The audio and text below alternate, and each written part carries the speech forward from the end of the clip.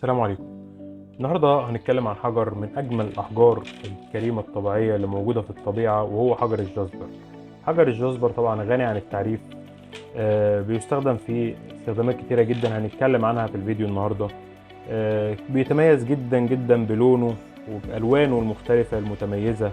تداخل ألوانه مع بعض بيديله شكل جمالي مبهر. وخصوصا ان لما تكتشف ان المنتج ده حجر طبيعي بكل التفاصيل دي في الالوان، حاجه مبهره سبحان الله. لكن كل التفاصيل دي هنشوفها النهارده في الفيديو بعد ما تتاكد ان انت عامل اشتراك للقناه ومفعل زر الجرس عشان توصلك اشعارات بكل فيديوهاتنا الجديده. وكمان لو عجبك المحتوى تعمل لايك وتكتب لنا حابب نتكلم عن ايه في الفيديوهات الجايه ان شاء الله. هنتكلم عن اساطير متعلقه بالحجر ده، فوائده، استخداماته، تاريخه، الاماكن اللي بيستخرج منها. كل ده هنتابعه مع بعض بعد الفاصل.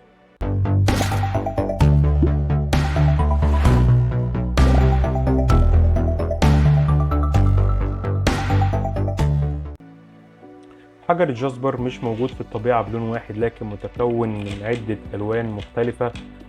كل لون بالحقيقه اجمل من اللون اللي قبله.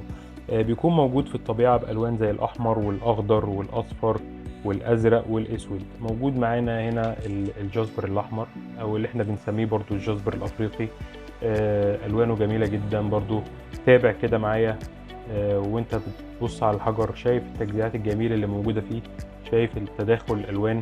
وبرضو موجود الجزبر الاخضر، الوانه طبيعيه جميله جدا، بيكون مزيج من درجات الاخضر. وكمان بيكون موجود الجزبر الوردي، او زي ما بنسميه اسمه العلمي او الاسم اللي في السوق اللي بنتعامل بيه اسمه الزيوسايت. واجملهم من وجهة نظري الجزبر الازرق، اللي بيكون الوانه ما بين البيج والبني والازرق بدرجاته. طبعا تحفة فنية سبحان الله. موجود بالوان اكتر من كده، لكن دي الالوان المتوفرة موجودة معانا دلوقتي في تسابيح. اللي تقدر طبعا تحصل على كل المنتجات دي عن طريق زيارة صفحتنا اللي هسيب لك اللينك بتاعها على اللينك على الديسكريبشن وفي اول تعليق مثبت. وكمان تقدر تشرفنا في مقرنا في 32 شارع البحر الاعظم الجيزة، وممكن تطلبها من على الويب سايت بتاعنا. برضه هسيب لك كل التفاصيل دي في الديسكريبشن. في انواع مختلفة من الجزبر زي ما قلنا، من الوان الجزبر الاحمر والاخضر والاصفر والازرق والاسود. طبعا الاسود مش موجود عندنا لان هو يعتبر اندر لون موجود في الطبيعه من حيث الندره يعني. بيستخدم في استخدامات كتيره. كان زمان بيستخدم في صناعه الادوات والاسلحه، وكان بيصنع منه برضو المجوهرات والزينه، وفي بعض الثقافات كان بيستخدم في الطقوس الدينيه. وكان في طبعا حركه تجاره كبيره جدا في الاحجار الكريمه، وخصوصا في زمان يعني في العصور القديمه.